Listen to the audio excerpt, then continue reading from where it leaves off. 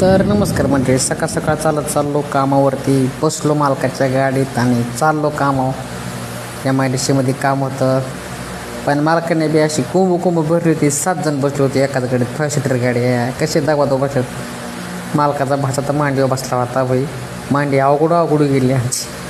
कसा बघतोय भाडोक पक्षी. मालकाचा बड्डे केला. बड्डे होता मालकाचा. मालकानं पार्टी दिली बाबा हॉटेलला. जरा फोटोशूट केलं.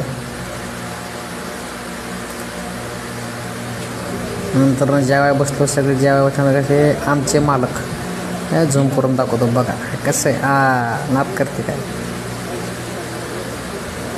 हे आमचे धनाजीराव, हा मालकाचा भाचा.